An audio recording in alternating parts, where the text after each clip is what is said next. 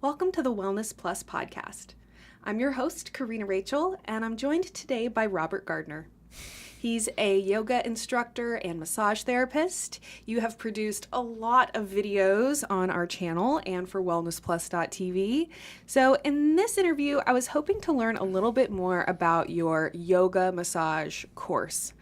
So can you maybe just tell us how you became interested in yoga and massage in the first place? I was a philosophy student at Louisiana State University. I was hit by a drunk driver and dealing with my own health problems related to whiplash and temporomandibular joint dysfunction. I got into massage therapy, got into yoga, and then the process became blending, mixing, and matching elements of yoga and Thai massage together in a way that people from either category, either massage therapists or yoga teachers, were sort of confused by. But I just kept working with it, kept exploring what I enjoyed and seemed most effective for pain management. And I started to see holes, I guess, in the massage therapy industry where massage therapists, when I teach classes, half the class says their hands hurt, the other half says they don't make enough money. And I'm going, guys, there's a different way. But they're really stuck with what they've learned in core curriculum. They're not expanding beyond that for a variety of reasons.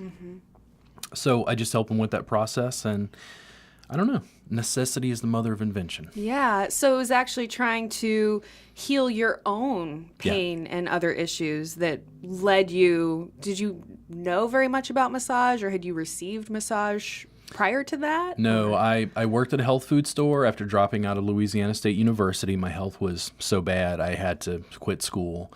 And when I worked at a health food store, a young lady named Jennifer gave me the first massage I'd ever had. I got nauseous maybe after an hour, and my muscles felt slack, felt like soft and open for the first time in probably years. And I knew whatever she had done helped. So I just dove into massage, just like most massage therapists do. I went to massage school, went through the basic training, and then I just kept studying and learning more. Wow. So, you know, a lot of the people that we work with on Psyche Truth, they're massage therapists and yoga instructors. And so to me, there's a very clear kind of overlap between understanding the physiology, the muscles, and, you know, when it comes to trying to figure out why people are in pain and how to resolve that. To me, the obvious answers are yoga and massage. So to me, it feels very natural that you would find a way to kind of bring those two things together as a modality to help people out of pain. Yeah. But what has the response been like among the massage therapists that you teach, or maybe the other yoga teachers that you know? So the challenge is, in my experience, is fundamentally there's a divide between the two communities, and it's over licensure. Massage therapists have to go through, in Texas, a 500-hour curriculum to be licensed. Yoga has no specific regulation or licensure in any state in the United States. So I'm going in this weekend, and I'm teaching a full class to a bunch of yoga teachers. Can they legally practice what I do? Is the constant ongoing, debate. And I go, sure, for no money. It's like a weird regulatory issue. Right. It really changes over time, and I think part of what's happening is as my business continues to grow, it looks less and less unfamiliar because I've produced so much social media content with you and then also on my own channels. So I'm flooding the marketplace with clothes-on, mat-based, other kinds of work that make massage look different, one. Right. The second part is, if let's say you have 100,000 people, not all of those people are going to be your fans, but if you put out enough content, you're going to draw the 1,000 people who really like what you do, and then the other 99,000 don't matter. Right. That's a little bit of the process, and there's a lot of complexity in regards to marketing, branding, legalities, regulation that I go into in classes and deal with every day. In the end, I have a license. What I do is legal. I keep my nose clean, so to speak. Right. And I just continue to go out and teach those who want it. Right. And in the end, if you're helping people, out of pain, if Yeah. you're helping people to, work past whatever limitations they might have, the cool thing about the yoga massage course we created is that it's really designed to kind of address a lot of different concerns that are really common for people. Yeah. So obviously pain, headaches, neck pain, low back pain. I mean, these are things that pretty much all of us experience at one time or another. And you've shown some really amazing techniques and even teaching people how to work on one another, which to me is just, it totally opens the box to empower people to help one another. Yeah. Like, hey, you've got a neck ache? Let me help you out with that. So to the extent that you're helping people out of pain, to me, that's probably like the most important and valuable thing. Yes. And then we also kind of looked at, well, how can addressing flexibility or mobility issues help you to exceed in your yoga practice and achieve poses that have maybe been challenging, or, even just getting the most out of the whatever yoga stretches and stuff that you do.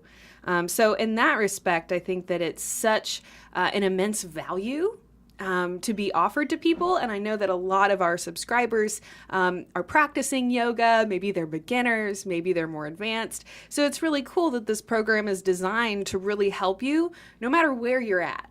Yeah. If you're just beginning and just getting started and you're struggling with things like downward dog or triangle pose or things like that, we have an entire video that's just kind of dedicated to helping people to get better alignment in these poses or address some of the inflexibility that's making it hard to get into those things.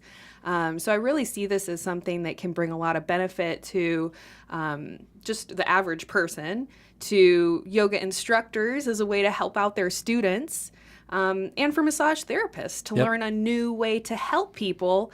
That it looks very similar to Thai massage. Yeah. But how would you say that yoga massage is different from traditional Thai massage? So traditional Thai massage and Thai massage are two different things in my world. Okay. But traditional Thai massage to me is a little bit more culturally Thai. It's a little bit more theoretically Thai, like the theory comes from Southeast Asia. Mm-hmm. When it comes to yoga massage, essentially what I'm doing is I'm taking elements of my practice and saying, what are safe, easy, effective things that I don't care if the bulk of the world is doing on each other and with each other. Mm-hmm. The compressions are lighter. If we do use compression, I typically will, walk you through on camera things to look out for as we're working, if I think anything might be dangerous. Right. So yoga massage to me is a lighter form of the work that is packaged for Westerners to make it easy to assimilate. Mm-hmm. You don't have to be 21 years old. You don't have to be in Bali taking photos for Instagram. Mm-hmm. It's something that anyone of any fitness level would typically be able to grab something from the videos we've created and use to be able to help themselves. Mm-hmm. What I really aspire to is packaging work in such a way that anybody feels they can do it. Yeah. Thai massage itself, can become sort of a gate in a way, in a sense of, can they get over the gate, through the gate?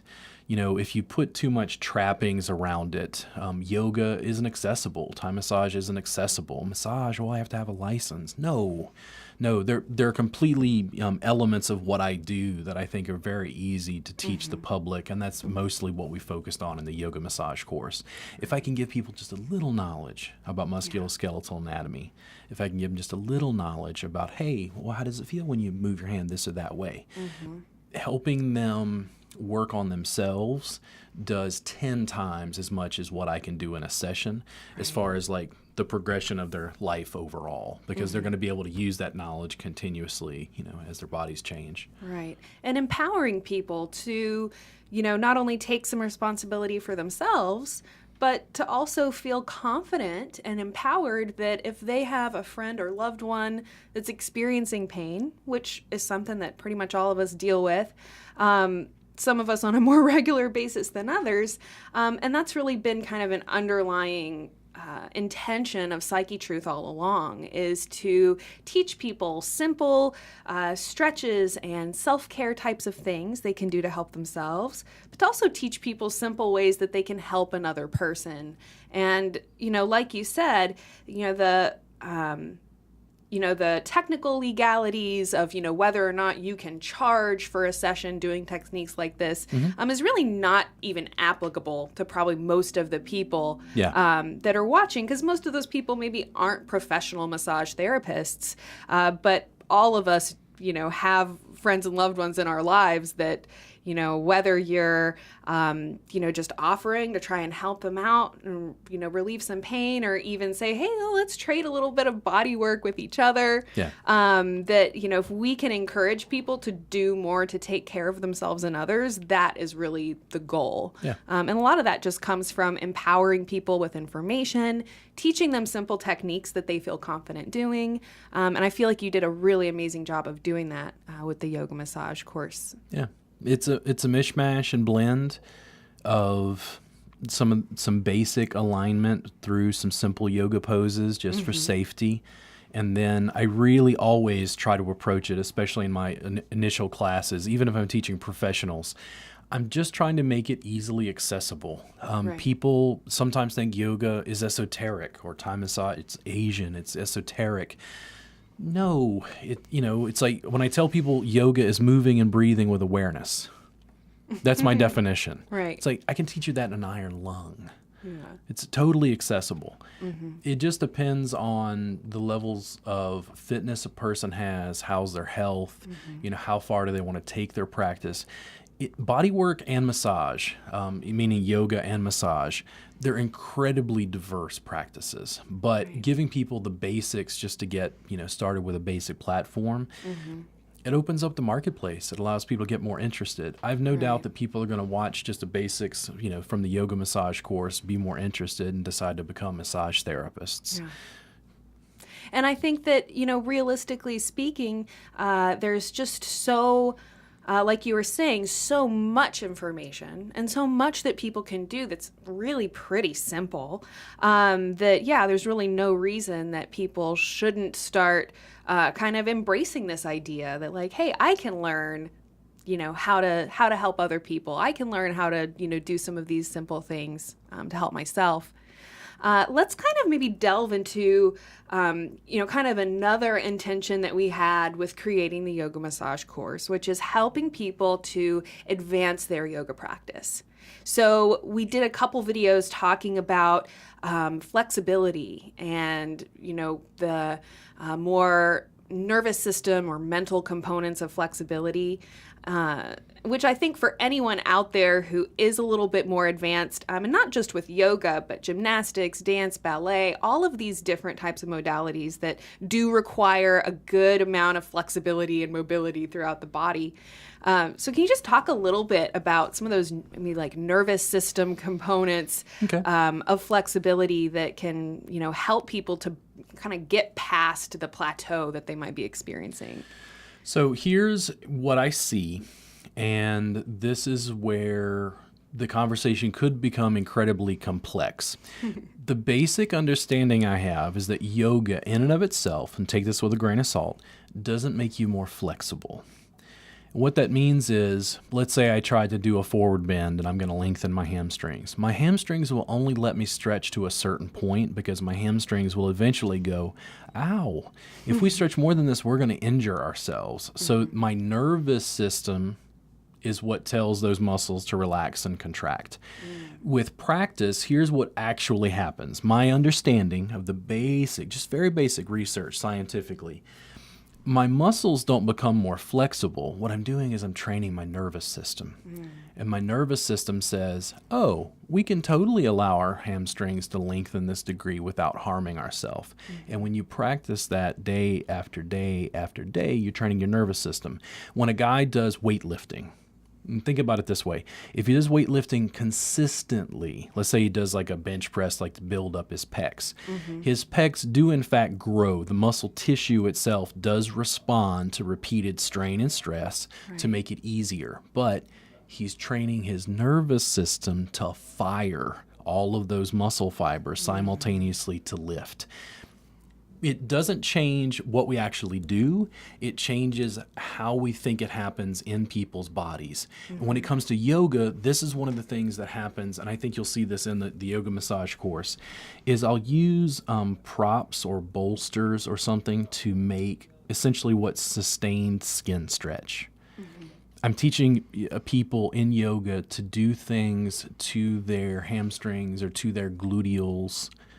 So like they use a tennis ball, they use a foam roll, I use my knees and put them in their glutes. Those essentially are props. If you look at Iyengar yoga, Iyengar was one of the first individuals to really integrate props into his yoga. He was doing the same thing. He was introducing prolonged skin stretch. He was doing soft tissue work, myofascial release, teaching it to his students to work on themselves. And what Iyengar would say was it awakens their intelligence. What I think he was really saying was their nervous system became more attuned to a specific area. You use a prop, put it on their tricep, and they'd go, oh, my tricep isn't like responding to what I'm telling it to do. It's helping empower and embody the person. So essentially what I'm doing is taking elements of massage and yoga and blending them to give benefit to the person so they can work on themselves. It's not uncommon that I can take someone who does yoga. They can do a forward bend. You know, I can work on them or show them how to work on themselves, especially related to the hamstrings where they insert at the ischial tuberosities right at the bottom of their tuchus there. I can show them how to work on themselves, have them work on that insertion 5 or 10 minutes, have them stand up and go do a forward bend again, and they freak out because it's almost like the top 25% of their hamstrings doesn't let go. So they're stretching through the bottom portion. But when I bring their awareness through touch, skin stretch to this top area, it lengthens. And then when they do the forward bend, they go, wow. The thing is, they didn't think it was possible. That to me is not something new. It's not something that I created. It's exactly what Iyengar did. I guess mostly what I've been doing in my professional work is I'm taking that information and giving it to massage therapists to try to help them work on themselves, work on their clients, and kind of open up the field of massage therapy. For people at home, what it does is it gives you a really safe way of working on yourself.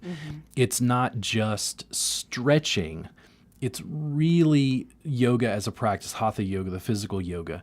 It's helping you develop self-mastery. What I find is if somebody has pain, there's usually, what I experience is some sort of movement restriction. When I press on tissue, like when I work on you in a video, normally like I'll ask for questions as I'm working on you because I'm trying to find out where is the tissue tight, where is it tense, where is it restricted. I could just as easily put a tennis ball in that spot along your spine and have you work on yourself. But it's also nice through touch because we are social creatures. In massage therapy circles, they're talking about the biopsychosocial model. You know, apes, chimpanzees spend hours grooming each other.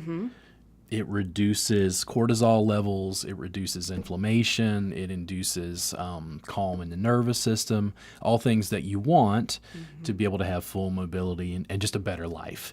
Massage is a way of, you know, allowing people to deal with touch. All of that is just mishmashed. It's just blended into the yoga massage course just to make it easy. I think in this conversation, we're going into way more detail than we do as far as like the pain science is concerned. But in the end, we're just allowing people to work on each other safely. Right. And, you know, so one of the shoots that we did, we actually had Lucy and Lindsay. And so Lindsay's one of our yoga teachers on the channel. And I remember being just very, very impressed with how much she really took to what you were teaching. She was completely fascinated to learn all of the kind of, you know, physiology things that you were teaching. And then this one simple thing about addressing that nervous system component that keeps our muscles from stretching to their, you know, full potential. And so I was able to kind of see, as she's there and you had Lucy and Lindsay actually working on each other, teaching some of these techniques that people can do on friends and family to help address common problems. And I could, even kind of see how she could so easily take that into her yoga classes, so that as she's leading a yoga class, if she notices a certain student is, maybe struggling with a certain pose, and she's able to even identify in her mind, what, I bet that there is, this tension and, this certain muscle or certain thing, that she can even go and integrate some of this yoga massage while she's teaching. And, if she had a private session with a student, well, that even is maybe even a better place. I know myself personally, if I went to a yoga class and part of the yoga class was yoga massage, let's partner up with each other and just work on one another to help improve, like we were talking about, flexibility, mobility, relaxing the nervous system so that you can reach your full potential of flexibility and mobility. I would be more likely to go to that class. Yeah. So to the extent that there is a huge benefit for yoga instructors to be able to help their students to advance in their own practice, now let's kind of move over into the realm of massage therapists. And one of the things that really has stood out to me in working with you is that you really are highly concerned with the health of the massage therapist as they're doing the work. And you mentioned, previously that a lot of the massage therapists that you teach, that come to your classes or, view your online classes, they express this common occurrence that the hands get tired, the fingers get tired. We have some massage therapists that, can't film videos with us anymore because they're like, my hands are just wrecked from years of doing massage.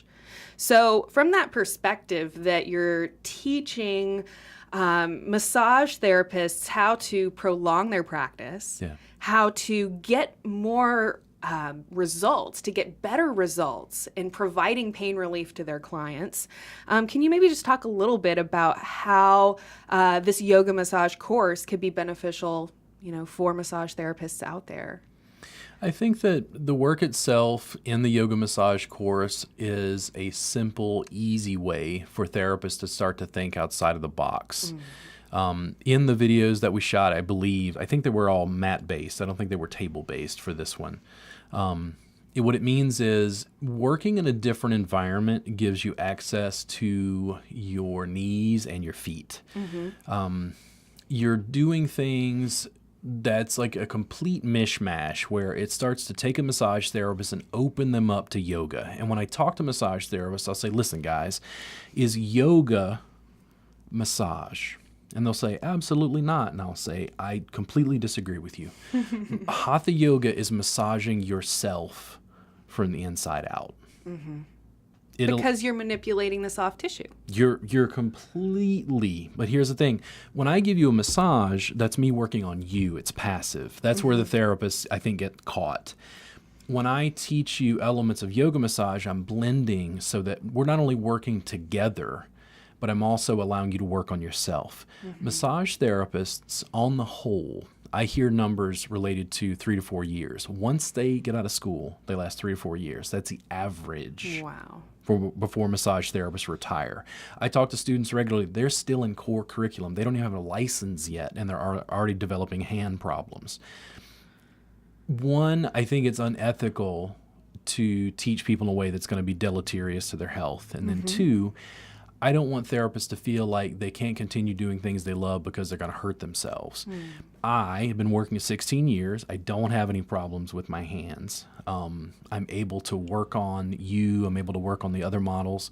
Therapists can use the techniques quickly, easily to integrate into their practice. Even if they work on a table, they can blend and mix and match. If they're crafty, looking at the yoga massage course, picking up bits and pieces and going, oh, okay, oh, wow, I never thought about, wow, it's like he's blending elements of massage with yoga itself. Like he's teaching the person how to massage themselves and do breathing.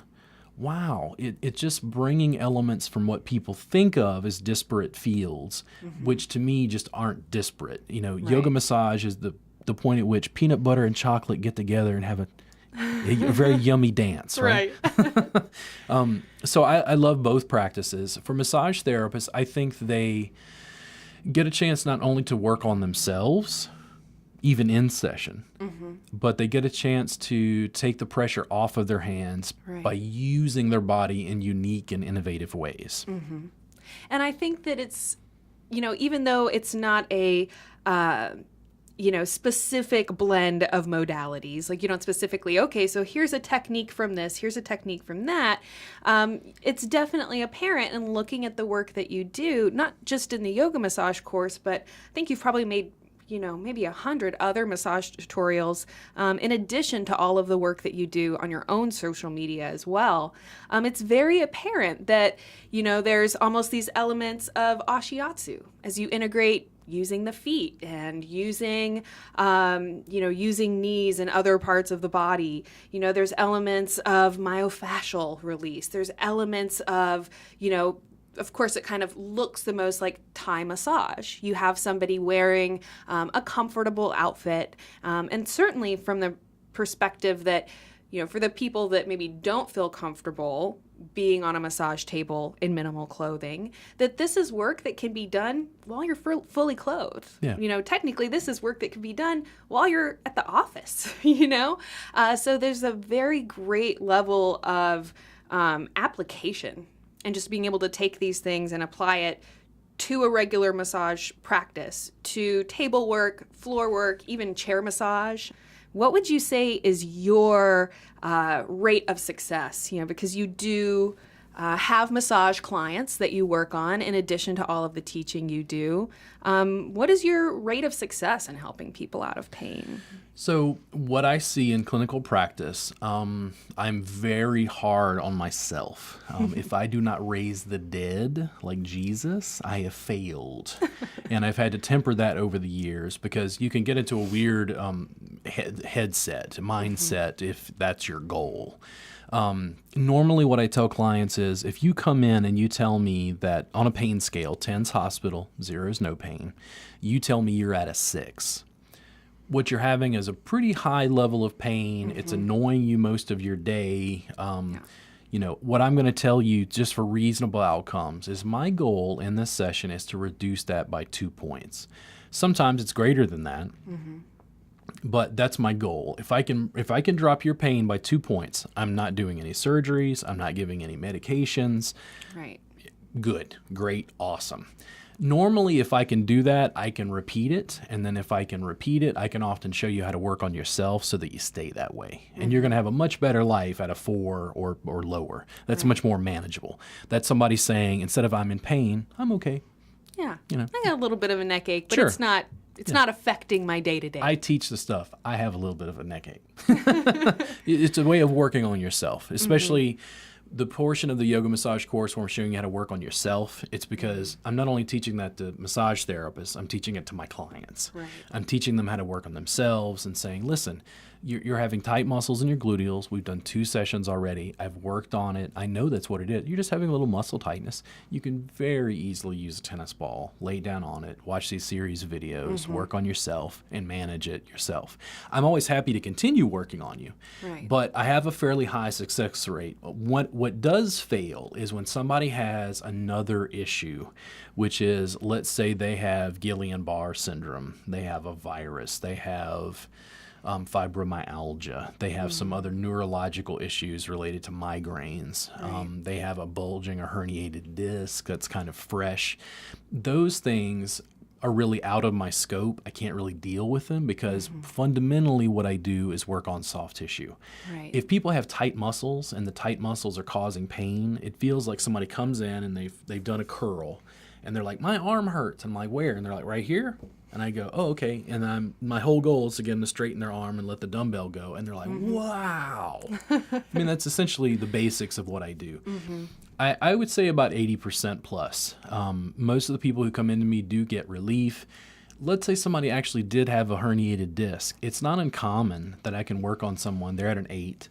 I can reduce them to a 6 in the session that I give. The problem is because of that herniated disc and because they're trying to compensate in some instances, that person might go up back to an 8 the next day easily. Right. And that's limited benefit because they might need some other interventions, either medication or surgery or something to deal with that.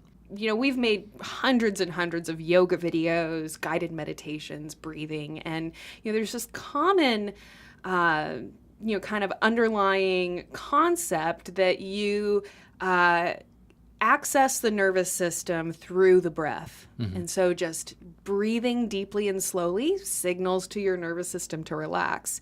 So in the, kind of union of yoga and massage together, once again, to me, it just feels so natural because that component of using your breath and using your movements to help relax your nervous system, signal to your nervous system that it's okay to let these muscles relax, that is very much overlapping in both. Breathing is interesting to me, and I've actually read books on it from a yogic perspective to try to understand why the breathing in yoga was so different than any other practice that I've dealt with. When I look at Eastern traditions specifically across martial arts and yoga, the breath is a core component that is addressed again and again, also in meditation circles. Right. Breathing is both active and passive. I can think about my breathing and alter it, and I also, if I held my breath, I'd eventually pass out and my body would just automatically breathe for me because it's, relegated to a portion of our nervous system that's both active and passive. Breathing is a root physiological mechanism. Breathing becomes the handle that allows you to access other parts of your nervous system. If you do research on Wim Hof, the Iceman, lots of yogis are said to be able to control their heart rate, things like that. I've done little Instagram stories where I would go and use a blood pressure cuff, and I would do breathing exercises before and after to demonstrate how I could lower my own blood pressure. Wow. It's simple. It's easy. You're just doing slow breathing. What happens is by controlling the breath and breathing more slowly and deepening the breath, it has a tendency physiologically to lower the heart rate and lower blood pressure. When you have lower blood pressure, you're less stressed. That's what people feel, but you can actually measure those physiological mechanisms. Many people who are just having stress and anxiety, a lot of people will take medication for it, and I'm totally, in favor of that if it's necessary. But doctors don't teach people breathing exercises. Right. There's a reason why yoga studios have popped up all over America. People are stressed. And doing yoga, not only are you getting some exercise, but you're able to lower your heart rate, lower your stress levels, lower your anxiety. And it does give you a handle when you're in Austin traffic. It means that I can watch my breathing, slow down, not be angry, not be aggressive. When people are looking at how to integrate that into their yoga practice and use the yoga massage course to promote what they're doing, sometimes I will skip over the breathing in the course just because it feels weird to just keep reminding people again and again and again to breathe. Typically what will happen in a yoga class is when you get into a pose and you find that physical pose difficult, that's the point at which I go, now breathe. And they all laugh because they're like, that's hard. And I'm like, yeah, it's hard to breathe. Wow. Because you're trying to do all these, juggle all these things at once. I'm like, I'm trying to stretch my leg and balance and breathe and focus on just one single point. I think that people can easily use what's in the yoga massage course as yoga instructors or as yoga practitioners to be able to integrate elements of essentially what's a piece, a very small component of a Iyengar yoga. You're using props, for lack of a better word, both your own body and other tools to be able to help embody and bring awareness to certain areas that you're having tension in. It is not uncommon for me to work with somebody who's really an advanced yoga practitioner. And very quickly I can find an area where they're holding tension and it feels like they're stretching around it. The yoga massage course is going to help you give some very basic tools that you can search through your own body, figure out where you're holding tension and stretching around something, and start to go into it. Right. and get it to release and unwind. It's going to increase your range of motion. It's going to help you deepen poses. If you're working on splits, if you're working on Virabhadrasana, you're having a problem with your hips, it's going to help give you some basic tools to get started that are safe to help you advance in your yoga practice. Right. And I think you touched on something really key there, which is, we look at this really kind of bursting of yoga onto the scene and into the mainstream over these last couple years. And largely, you're exactly right. It's because people are just so stressed out. Part of, what has made our modern technological advances so wonderful and so expansive in terms of what we're now able to do on a daily basis with ease, it's also created a lot more stress for us. There's this kind of instant gratification that we expect now. So when we're stuck in traffic or our computer isn't loading or whatever it might be, we get really stressed out. And so part of what yoga, I think, helps you learn how to do is handle those stressful situations with ease. And that is exactly what the pose is. That is exactly what the practice is. It's a physical route to be able to help somebody narrow their focus. And it's like, rarely will you ask somebody, are you anxious? Unless they're on like anti-anxiety medication. They're like, no, I'm not anxious. I've never been anxious in my whole life. And it's like, oh, okay. Because they don't know any other state. When you go into a yoga class and you practice regularly, you go, oh, wow. Like, I'm so much more relaxed after class. What happens is that physical practice starts to go out into your daily life. Yeah. And it starts to include Austin traffic. It means that most students, what I recognize first, I have students who would laugh at me because in class, you put them in the difficult position, you tell them, breathe. Because they've stopped breathing. They're struggling and straining. You hold and your breath. You're like, oh, gosh. Oh. And they would tell me that they would be, in line at the DMV and getting stressed out, but they can feel it because their normal level is a little bit lower now. They can feel themselves get stressed, and they'd say they'd hear me, breathe. You're your little inner Robert. Yeah. And it's like, that's really an embodiment of the practice. It's not just when you're on your mat. The mat is just a training ground for daily life. It's like, how do you deal with your wife, your husband? It's stressful. We do things all the time. Our boss comes along. How do we deal with it? You learn to relax. You learn that, hey, me holding muscle tension doesn't help the situation at all. Me getting my higher blood pressure doesn't help the situation at all. My getting angry doesn't even help the situation. Yeah. The practice itself, what I find most interesting about yoga, and even what's in the yoga massage course, is I'm very physical. I always talk about the physical in the course. I'm always, not being esoteric about energy. But what starts to happen is, and I always find it funny, is people eventually start to tell me, hey, the yoga is like having a weird effect on like my spiritual life or my religion, or I'm like, what? Because you don't hear that from Pilates always. Right. There's something about yoga, and I think it's because of the breathing. It starts to change how we relate to people. And when we talked about pain management earlier, Jon Kabat-Zinn wrote a book called Full Catastrophe Living. And here was the basic research study that was done. They took people who had completely intractable and incurable pain and diseases. There's nothing the medical establishment can do anymore. They've exhausted every option available.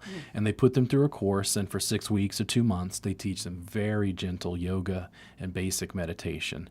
And people who register like 9 out of 10 on a pain scale drop to like a 5. Wow. No change, no medical intervention. They have the same problem they've always had. Right. Because it starts to change your root physiology through breathing.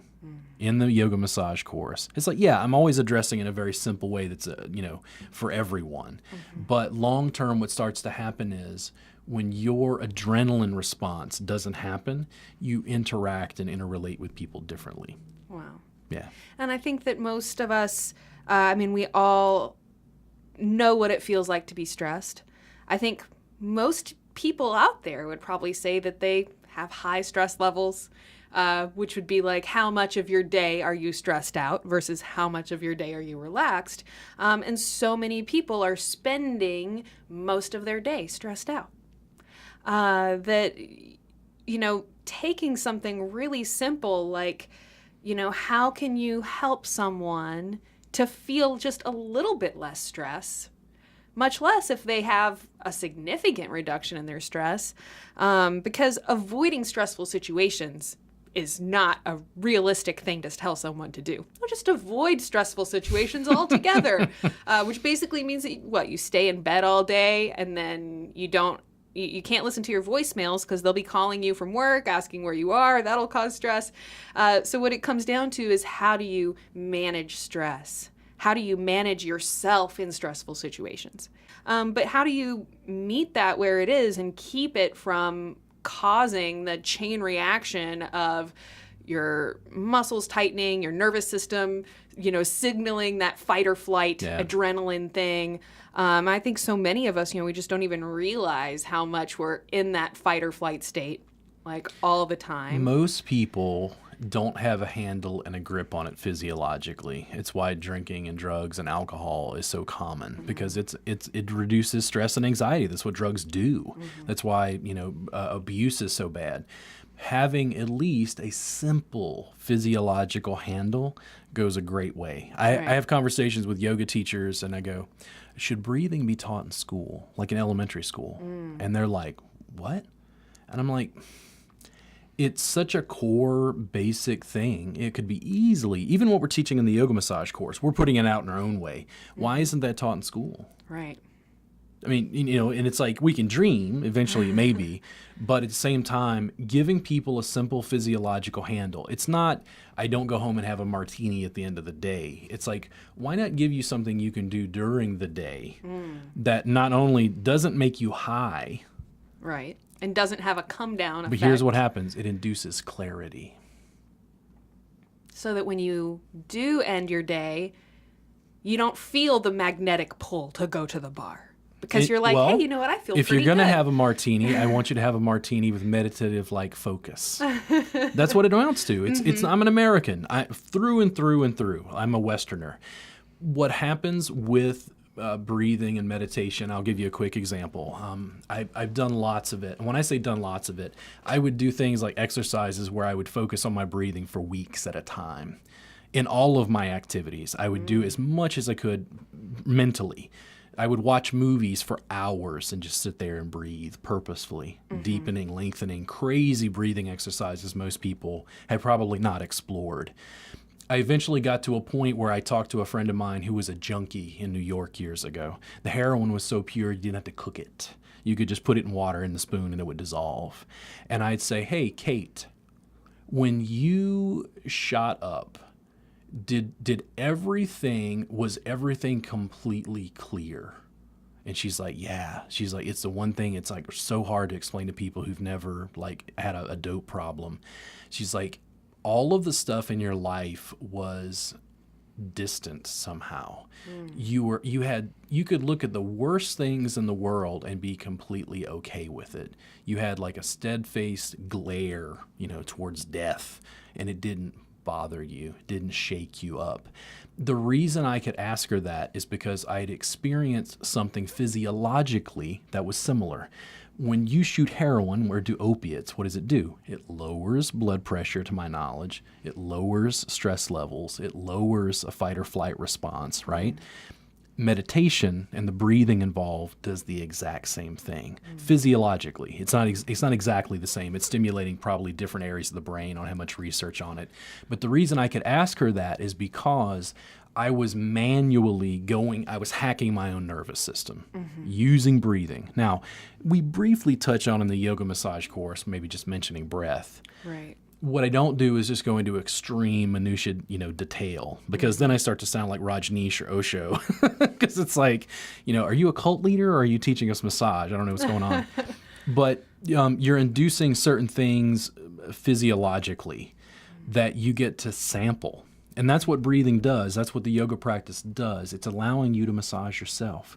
It's allowing you to massage yourself from the inside out. Breathing is a root physiological mechanism that allows people to do things to their nervous system that scientifically we thought were impossible. If you don't believe me, go do research on Wim Hof. He's broken world records. He submerges himself in ice baths. He swims underwater for amounts of time that they thought were impossible. And it's like he's doing things with his breathing to hack his own nervous system. Wow. Yeah.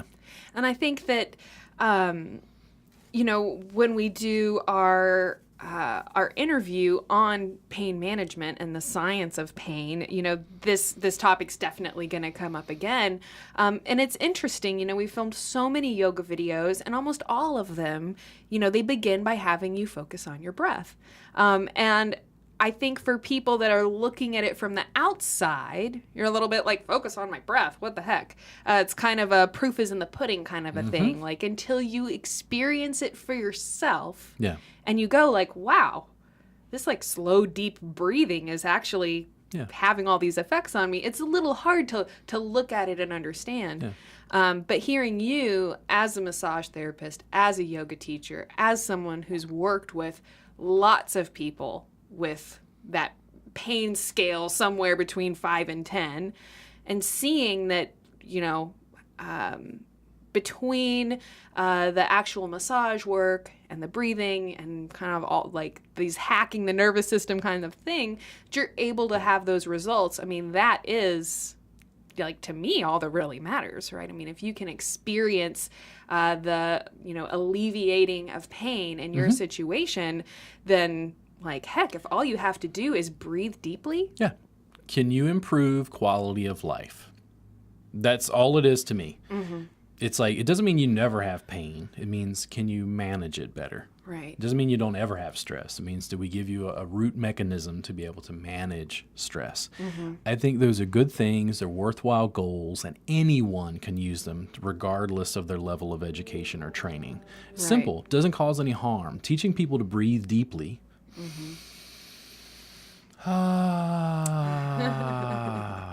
It doesn't cost anything. Now, there's a reason there maybe the medical establishment isn't promoting it so much, because how do you make money off of teaching breathing exercises, right? But at the same time, what is it worth to have increased levels of happiness, less stress, less pain? Really, that's why I've continued to work with you guys. It's why I've continued all of my work. It's like the fundamental goal was just in some form to help people have happier, healthier lives. I think you definitely have succeeded in that regard. I think the biggest thing is, people just being able to, think outside the box, to maybe, be open to accepting something that doesn't fit in to the typical thing that they always believed, which is that you need to have, very intense, potentially addictive and potentially toxic drugs in order to reduce pain. Or that, so many people out there, I've heard so many people say this, oh, I'm not flexible enough to do yoga. Yeah. Oh, I can't do yoga. I'm not flexible. I'm inflexible. We hear this over and over and over again. And I think it's just a great example of one of those kind of mental perceptions that is super common, but then it serves as a limiter to what those people will even be open to trying or open to doing.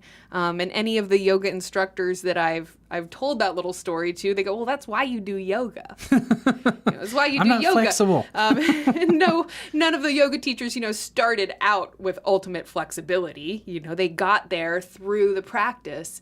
And again, coming to back to that concept of our instant gratification society, I think maybe part of the part of that, blinders that people keep on is just because they want the instant gratification. They don't want results that have to come from them doing 5 minutes of breathing, or I don't want to have to do yoga every day in order to get more flexible. The yoga itself generates benefit almost immediately.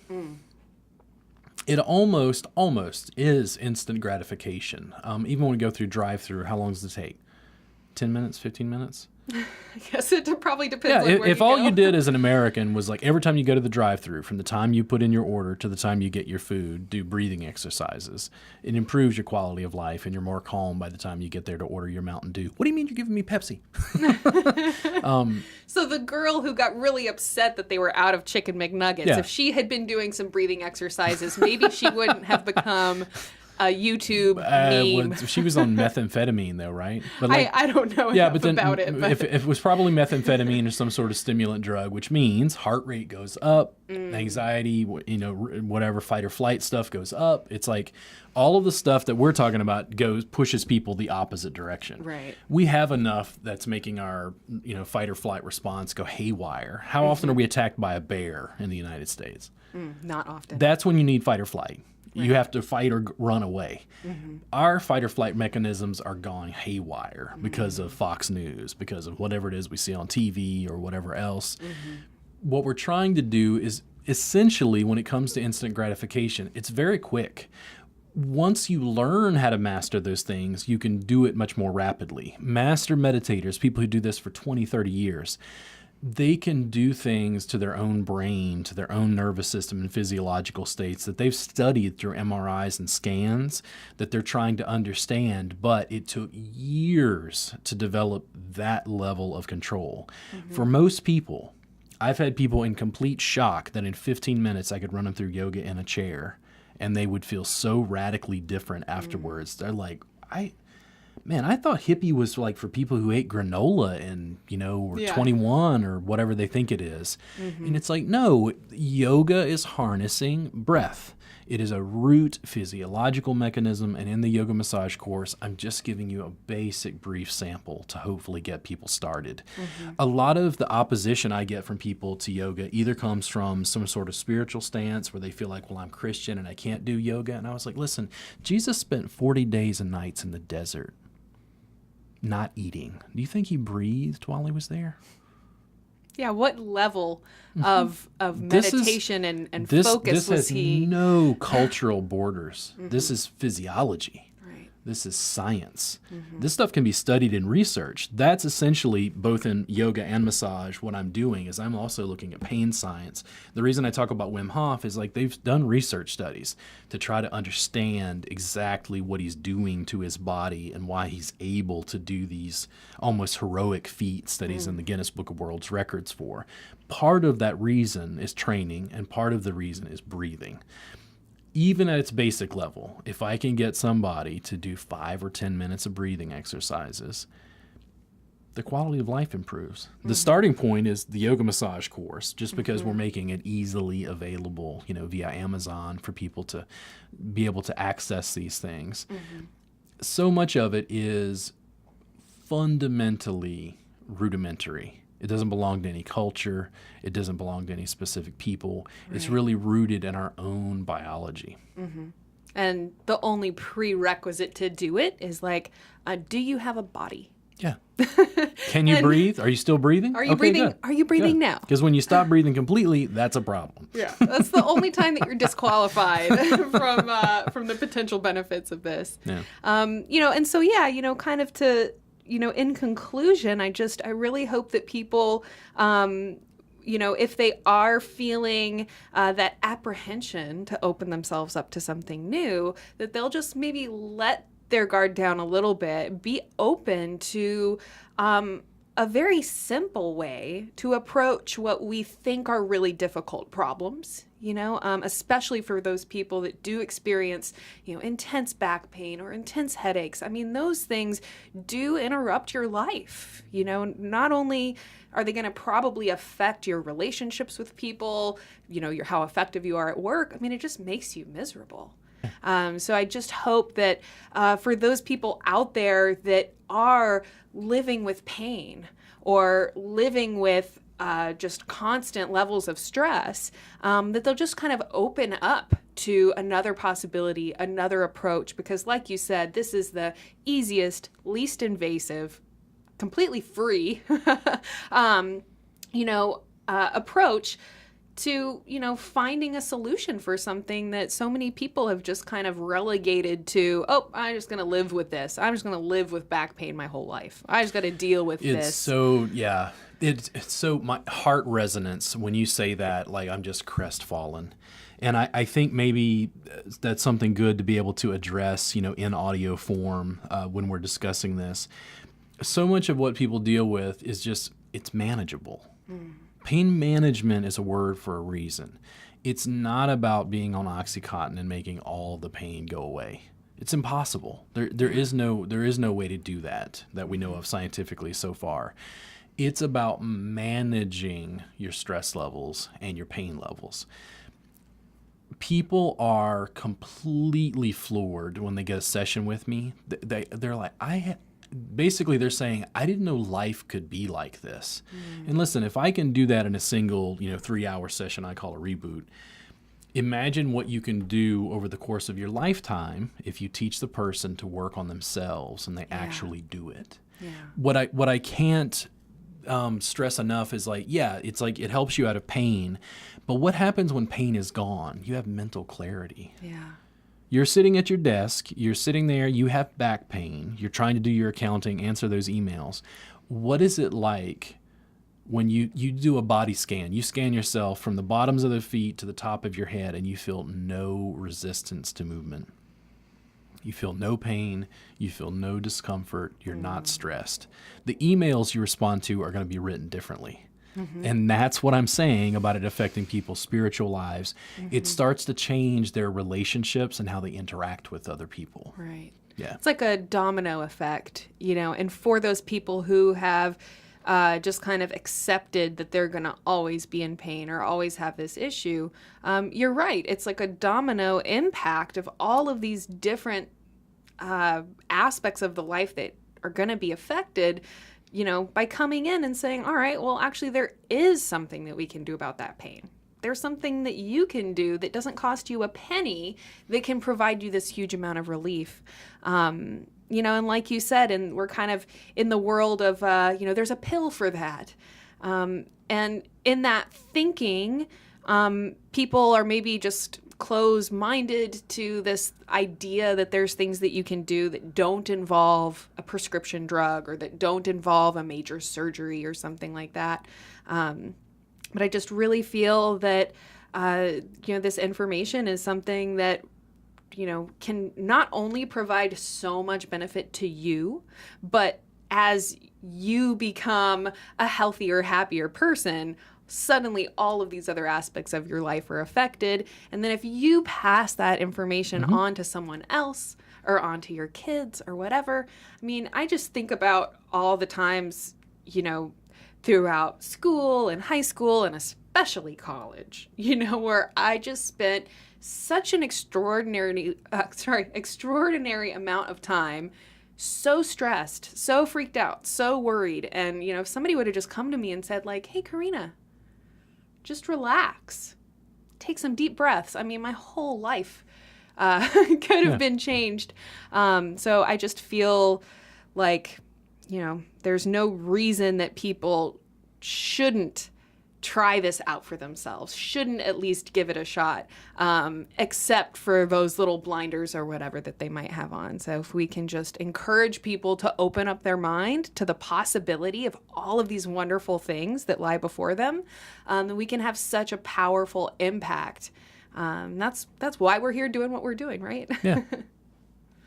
Is there anything else that you want to say about the yoga massage? I really think that the combination of yoga and massage, I jokingly considered it, the combination of peanut butter and chocolate. For me, when I started studying, they were different disciplines, and I very quickly went, wait, no, this is the same. These are two sides of the same coin. It was that one was active and the other was passive. And then I kept looking at it and going, well, why don't we use both? Why don't you combine them together to develop like a dual practice? Thus, yoga massage. Yeah. You put them together, and I think you have a more complete practice. You have something that's more sustainable for massage therapists. It gives yoga teachers or yoga practitioners more tools to be able to bring awareness to different parts of their body. One of the things I've noticed in my yoga classes, I'll say things and not always clue into the fact that people receive it differently. And I'd have you go into a yoga pose, like triangle pose, and I'd say, Karina, breathe into your legs. And I'd do that for class after class, and finally a student would pipe up like you and go, I'm confused. My lungs are in my chest. Like, how do I breathe into my legs? And what I'm saying is, I want you to bring your conscious focus to your legs. I want you to feel your legs. And now I want you to breathe very deeply. And they go, oh, wow. Like, I feel a difference in the elasticity, in the texture, in the tone, the tonus of my leg muscles. And I go, yeah, now work with that. That's something challenging for people to do if they've never thought about that. But you're harnessing basic physiological mechanisms, breath and touch, in an active and a passive way, to be able to really cross those streams. You're able to, as a massage therapist, blend elements of yoga to think about posture, to think about joints and how you're stacking joints to be able to deliver pressure to a client. You're also, as a yoga teacher, being able to think about skin, touch. You're being able to engender, I think, deeper relationships and connections with your students, because hands-on assists are considered like a high art in yoga classes. Many yoga teachers, I think, initially are afraid of them because they think their rapid movements are like pulling people into a certain position. What I tell people is it's more about bringing someone's awareness. It's not about taking their arm and forcing them into position. It's about having their arm in triangle. And the thing is, they're thinking about their legs, they're thinking about their core, they're thinking about their spine. They're not thinking about where their elbow is. They're not thinking about the space in their wrist. Like, do they have the hand like this? Do they have their hand like this? Right. And what I do is come along and go, what about right here at the fingers? That little bit of touch in a class, it makes a yoga teacher a rock star. Yeah. Because you're helping the student with their sense of awareness. And part of what happens with touch, how do you feel about your hairdresser? Actually, I haven't gotten my hair done in a while, but I love having my hair played with. Aha, see? And the thing is, it's touch. You know, it's massage, it's touch. We have a biological, the biopsychosocial model, like in massage and body work, we have a biological response to touch itself. One of my most memorable sessions I've ever given a massage is when I massaged my grandmother for the first time. She was 72 years old. She had fallen arches. She had chronic pain, and she was grumpy. My entire life, she was grumpy. Now, I had no idea as a kid she was in pain. But when I got out of massage school and gave her a massage for the first time, my grandmother became joyous. My grandmother became talkative. And I was like, man, what is wrong with grandma? But her husband was deceased. She didn't get any touch. And she completely opened up because her grandson is, working on her.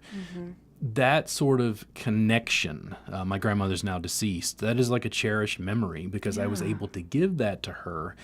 That comes along with, and we're joking about the yoga massage course. It's like, that's really the fundamentals of what I'm trying to give people. Everything that I've learned over the course of 16 years for chronic pain management that deals with the biopsychosocial model, that deals with pain science, that deals with yoga massage, Thai massage, and the blend in my practice, this is just the foundation. I'm just getting people started to give them basic stuff they can use at home to help themselves. Right. I'm very much into empowering people. I don't like creating a revolving door practice. A lot of massage therapists I talk to, they feel like, well, if people improve, then they're not going to come see me as a client. And I think they've got it completely backwards. I think that, Lindsay, who lives in London, who writes me comments from the Psyche of Truth channel, is like, she's basically excited to get a session from me when I come visit. Like, you're opening up people by giving them basic, easy to use information that anyone can integrate regardless of their health level. I think there's something to be said about that. And, thanks to the powers of social media, audio and video production that we have now in 2018, we're able to put out information that can give people value. And in fact, my entire business is built off of that. If I can't give you value through free stuff, you're not going to pay. I think the massage therapists, when I talk to those select few, I think they have it completely backwards. Right. Yeah. Right.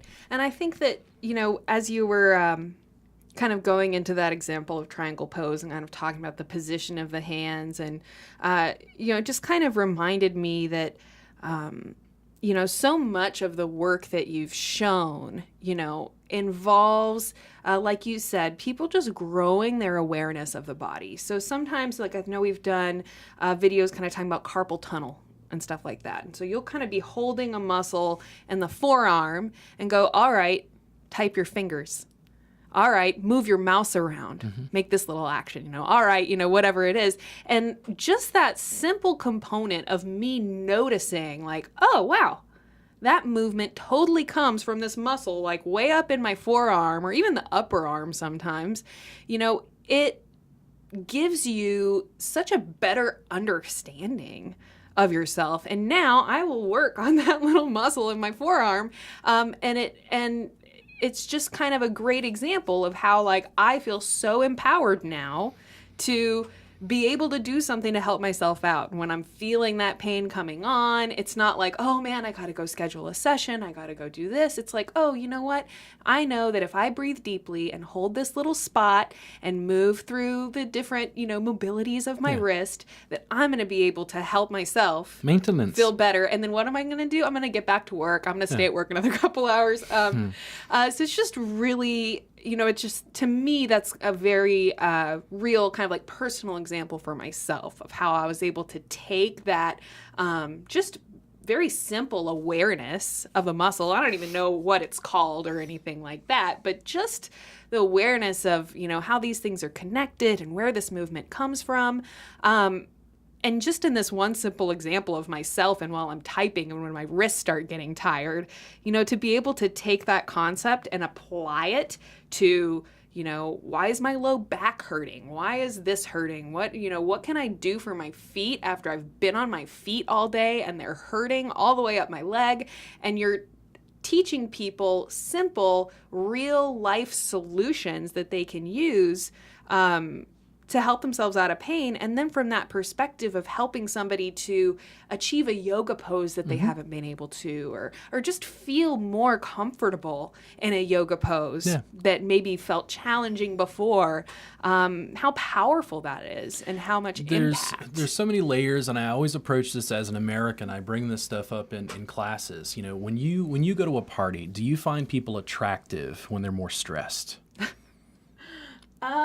I would have to say no. Okay. Stressed out people, if you can and here's see the thing, that someone's like we don't stressed. sell the yoga massage course from the stance of like, let's make you more sexy, but it's like I can work with a group of guys and say, listen, I can essentially teach you yoga to make you more appealing to the opposite sex. I can teach you yoga to make you better in bed. I can teach you yoga to make you a better conversationalist. I can teach you yoga to do what yoga is supposed to do, which is give you a better life. Now, if I channel it through Western, cultural paradigm of like what we actually want, it's like you're selling to people's, in some cases, almost like baser desires. Who doesn't want to be more attractive? Everybody wants to be more attractive, right? But it's not necessarily what people were intending when yoga was sort of created. As yoga developed, it was more of a spiritual practice out of Hinduism. But the physiological component, right? So just to give you an example, and I think these things are really interesting. When people have increased symmetry, when they give people photos of people's faces, they will do things where they will take photos, they will show photos of people, and they'll show them hundreds and hundreds of photos, and they'll rate them on a scale of what they find more attractive. They'll take a photo and take half the photo and duplicate the second side to make them completely symmetrical. Okay? Now, they don't tell them they're doing this. They're just doing a study. They will consistently rate people who are more symmetrical as more attractive. Well, guess what increases symmetry? Yoga? Bilateral symmetry, yoga.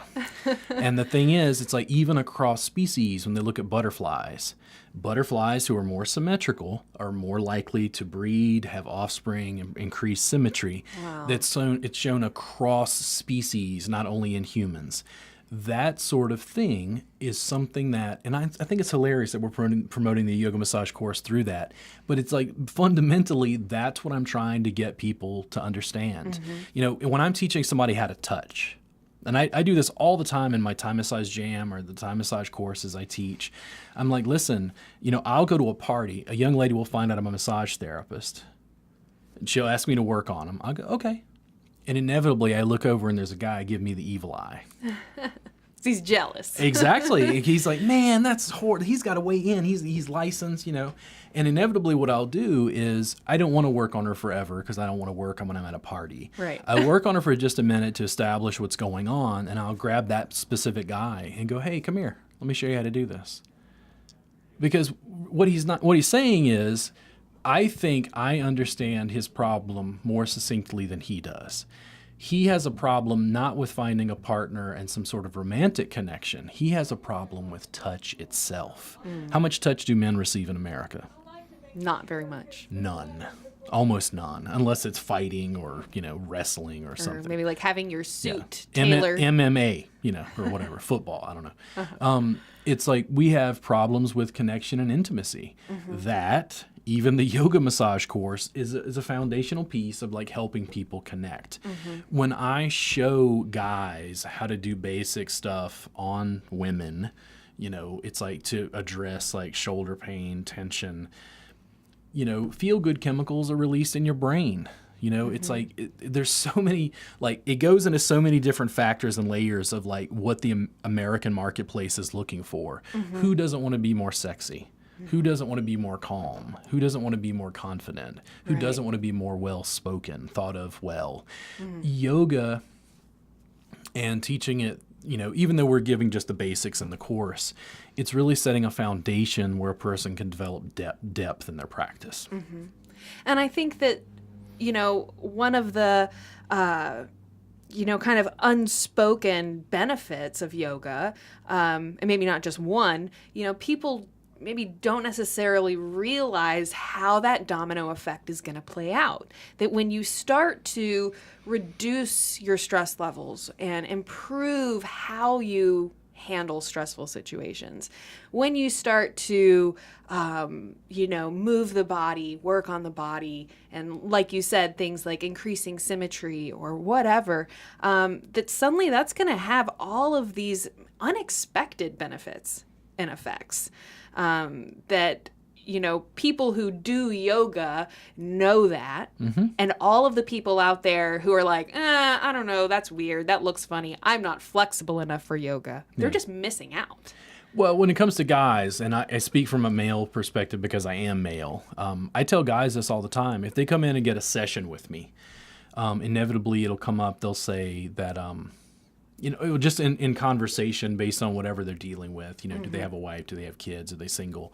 And I'll tell them because I'm helping them with their flexibility, I'm helping them with pain. I'll often recommend yoga. If I find out they're single, I'm like, listen, you need to run to the local yoga studio.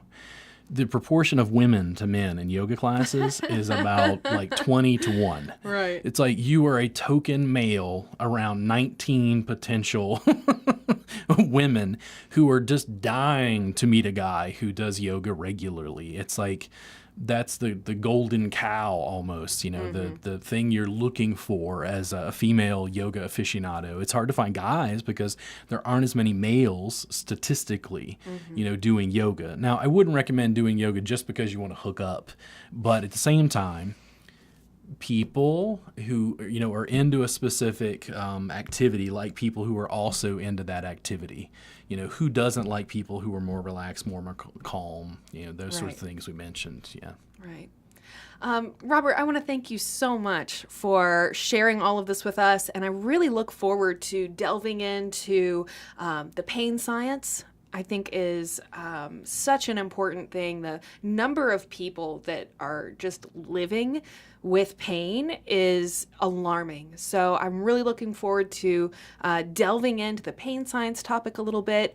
I also want to talk more about your reboot, the type of massage sessions that you provide. I think that's just incredibly fascinating. So I'm really excited for all of our future interviews, and I just want to thank you so much for being here with us on the Wellness Plus podcast. Thank you so much for having me. It's been a real pleasure. I want to thank all of you for watching. I hope that you will check out the yoga massage course. It is available on Amazon Prime Video and wellnessplus.tv.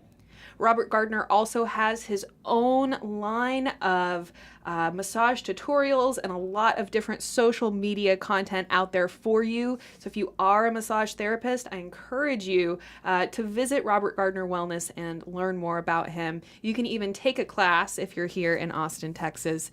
Hope you guys have a wonderful rest of your day. Thank you so much for watching, and we'll see you again soon.